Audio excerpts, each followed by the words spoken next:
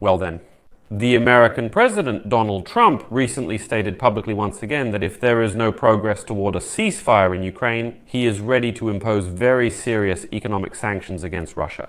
The whole problem is that the new 2 weeks he set are gradually coming to an end. The question is whether dictator Putin will get another 2 weeks.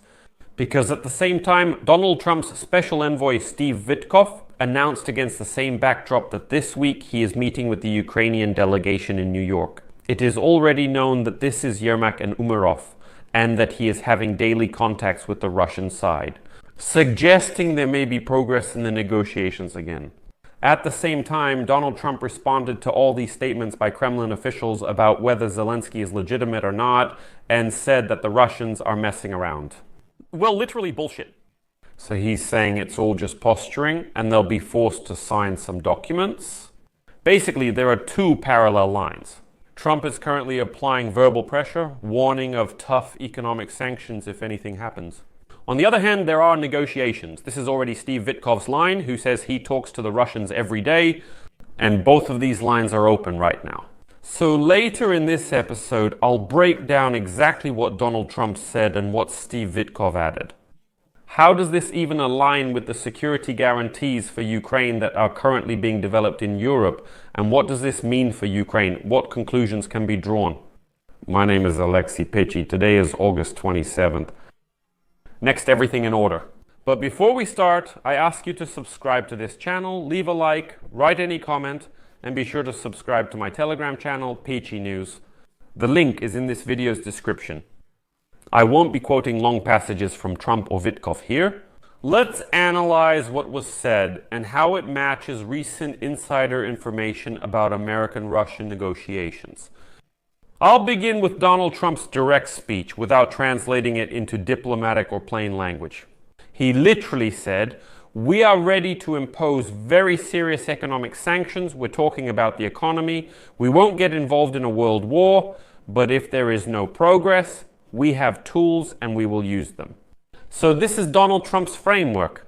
He says that under no circumstances will the Americans try to stop this war by military means, and American troops will never enter Ukraine.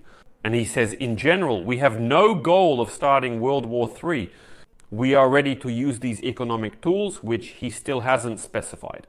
Well, and the only thing is that today additional tariffs against India have come into effect. Because they sometimes bought Russian oil, there's an extra 25%. So now the tariff on Indian goods imported into the United States is 50%. So in other words, the focus is on the economy, not on deploying American troops. So there were no hints about that. Trump made it clear, we'll apply pressure with sanctions. When? Well, probably when Trump himself realizes that any negotiations aren't working. When this will actually happen remains an open question. And here Steve Vitkov tried to answer this question, but rather vaguely. He stated that he's not saying it will happen someday in the future. He's trying to name a specific time frame. Vitkov stated, quote, "The president will probably still need to finalize the agreement. At the table," meaning Donald Trump, according to Vitkov, "should still be the third party in the negotiations." So this is already an official public arrangement. In New York, there is a meeting with Ukrainians. The Zenith Project marks significant changes in New York. They don't know who it could be and so on. So once again, they're trying to buy time. And just recently, Trump was asked about this directly. Like, listen, well, you say that there might be some kind of deal after a bilateral meeting between Putin and Zelensky, where you might possibly be the third party. But Russia is shouting that Zelensky is supposedly illegitimate, so what's the point of these negotiations then? To which Trump replied, "That's not important. They're all posturing, they're just showing off. We need to stop the killing, not debate paperwork. No translation is needed here." The White House is signaling that it won't let the conversation about a ceasefire get swept under the rug. With tricks like these about whether Zelensky is legitimate or not, Trump suggests Putin may need to negotiate directly with Zelensky and sign documents with him. And to understand where Trump's logic is leading, let's recall one of his earlier formulas. He repeated it multiple times, even publicly. On his social network, Truth Social, Trump wrote, quote, "It's very hard, if not impossible, to win a war without attacking the country of the intervener." It's like forbidding a strong team with fantastic defense from playing offense. There's no chance to win. And it's the same with Ukraine and Russia. This idea is important for context. Trump admits the war can't end without pressuring the aggressor country. Well, that's where this so-called window for sanctions comes from. But it's important to understand that in Trump's team, there is still a group that believes it's possible to make a deal with the Russians. The only question is the deal's cost. And now, as they say, here's a practical layer. What could be included in very serious measures, very serious sanctions that Trump could impose against Russia if he does impose them? Well, I'm talking now about real levers that have already been publicly discussed in recent weeks and that are tied to oil and finance. These are issues of insurance and logistics, the so-called shadow fleet of Russia. That is, if the United States really gets serious about it, then Russia won't be able to supply its oil. These are secondary sanctions against so-called intermediary banks that help, again, to trade Russian oil and conduct transactions. These are oil field services. This is blocking payment routes for the export of oil products. That is completely, and this applies not only to crude oil, but also to oil and oil products. At the same time, Trump has already shown a willingness to hit countries buying Russian oil with tariffs. Well, India is simply the latest case. There's another tough statement he keeps repeating. He says that it will be an economic war, not a world war. That's what he said the other day, hinting that he doesn't want to start World War III or involve any military forces. And he's ready to end this war specifically through sanctions and tariffs. Well, that's exactly what Kiev has long been asking its allies for, to finally hit the Kremlin's wallet and the entourage of dictator Putin. But not with half measures, but to strike in such a way that the Russian economy simply collapses, so that Russians finally feel the consequences of the sanctions. What does the latest statement from Trump and Vitkov change for Ukraine right now? Well, first of all, New York, the meeting in New York. The fact that Vitkov met with the Ukrainian delegation this week is a signal that the so-called bridge in Washington is really working. Secondly, the issue of security guarantees. In the latest comments from NATO Secretary General Mark Rutte and American speakers, I've seen this framework outlined in different forms for several days now. We've already discussed this, so I won't go into detail. The framework is the United States closes the skies.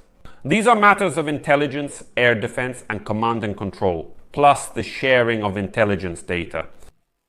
Europe partially manages the ground aspect. This is a post-war military mission by a coalition of European countries prepared to enter Ukraine, even though some are already present. There are debates in Europe about whether it's worth sending actual military personnel. This is essentially an equivalent of Article 5 of the NATO Charter, and it's directly related to how tough the United States will be ready to apply economic pressure if any negotiations break down. Kyiv's stance remains unchanged, with no surprises. Zelensky repeats 2 points often, and it's important to avoid illusions. Zelensky said, and I quote, "Guarantees should be automatic, like NATO Charter Article 5, not just on paper. That's what we discussed with you, and there will be no legalization of the seizure.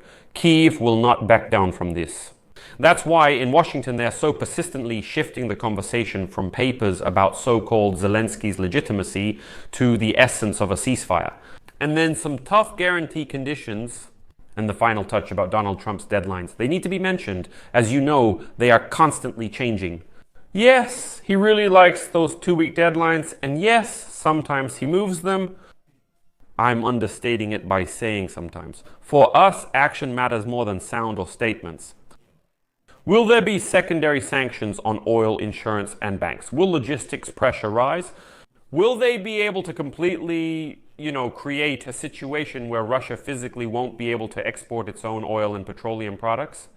The armed forces and defense forces of Ukraine are doing this. They are striking oil refineries, logistics, and even the Druzhba oil pipeline, thereby physically eliminating the possibility for Russians to make money from oil. Ukraine is actually imposing those very sanctions that Trump only talks about and doing it quite harshly. If the United States also imposes sanctions, it means we're moving from words to actual results.